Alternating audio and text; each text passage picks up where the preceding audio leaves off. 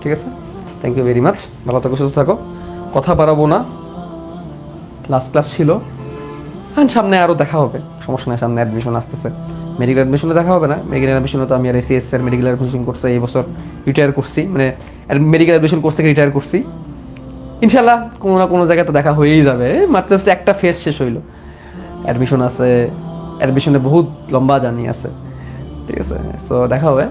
আমি চেষ্টা করছি তোমাদেরকে পড়ানোর জন্য, আমি চেষ্টা করছি স্ট্রেট ফরওয়ার্ড পড়ানোর জন্য, আমার আসলে বেশি কথা বলা, বেশি গল্প করা পছন্দ না, সত্যি কথা।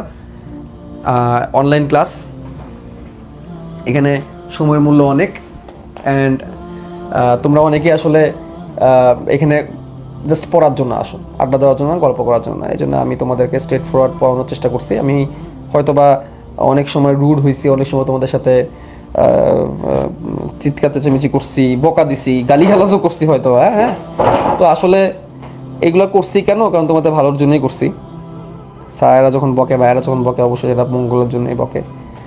তো তারপরে কেউ মনে কষ্ট মষ্ট রাখো না, কষ্ট রাখলেও কিছু করার নাই, আমি বকবই, সামনে অ্যাডমিশন আসতেছে, অ্যাডমিশনও বকবো, ফর্মালিটিসের কারণে বললাম যে মনে কষ্ট রাখো না, ফর্মালিটিস, কষ্ট পাইলেও কিছু করার নাই, কারণ তোমরা ভুল করলে আমাদের বকতে হবে, কিছু করার নাই। হ্যাঁ, সব পড়ো, ভালো করে পড়ো, এখন ইম্পর্টেন্ট জিনিস পড়ো, এখন লেবু বেশি চিপতে চাও না, লেবু বেশি চিপলে তিতা হয়ে যায়, সব সময় লেবু চেপার সময় না, এখন তোমাদের লেবু চেপার সময় না, এখন পরীক্ষা যতটুকু লাগবে অতটুকু, এত বেসিক ক্লিয়ার করে এখন সময় না অ্যাকচুয়ালি, বেসিক যদি ক্লিয়ার নাও থাকে এখন ঠাটা মুখস্থ করতে হবে, যেগুলো বোর্ড পরীক্ষা আসবে সেগুলো মুখস্থ করতে হবে।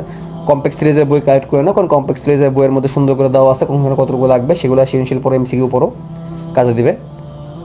স্মার্ট ওয়েতে পড়ো, যেটুকু লাগবে এটুকু পড়ো, এক্সট্রা কিছু পড়তে চাইও না এখন, ঠিক আছে। আর নতুন করে তো কিছু পড়তে চাইই না, বাট এখন যেটুকু টাইম আছে, এখন তো হচ্ছে এপ্রিল মাস, মে, জুন, 2 মাসের মতো টাইম আছে, 2 মাস পুরোপুরি নাই।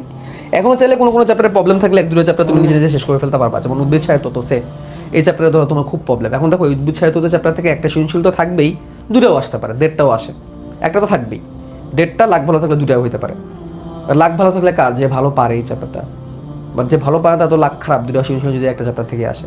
অথচ দেখো উদ্ভিদ সাহিত্য চ্যাপ্টারে সালোক সংশ্লেষণ, শ্বসনের কয়েকটা টপিক, প্রশোধনের আধুনিক মতবাদ, আর হচ্ছে খনিজ লবণ পরিবহনের আধুনিক মতবাদ, জাস্ট কয়েকটা টপিক পড়লে সৃজনশীল ডান।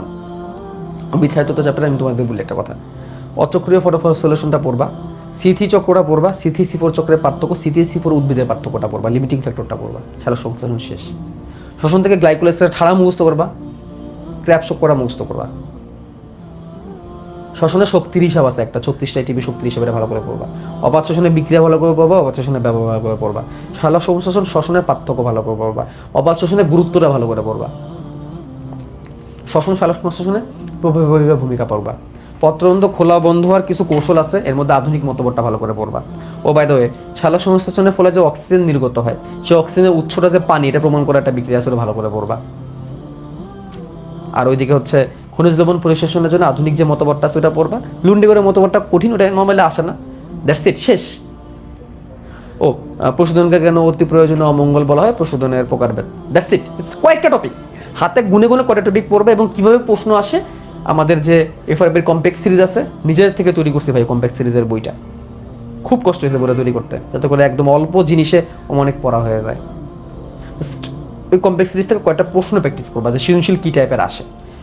এই একটা চ্যাপ্টার থেকে তোমার একটা সৃজনশীল তো আসবেই, 2টাও কমন পড়তে পারে, 1.5টা তো পড়েই যায় কমন, তাহলে শিওর জায়গা থেকে কিন্তু তুমি কেন মিস করবা। তারপর ধরো দ্বিতীয় গুরুত্বপূর্ণ চ্যাপ্টার হচ্ছে নগ্নবীজ আবৃতবীজী উদ্ভিদ।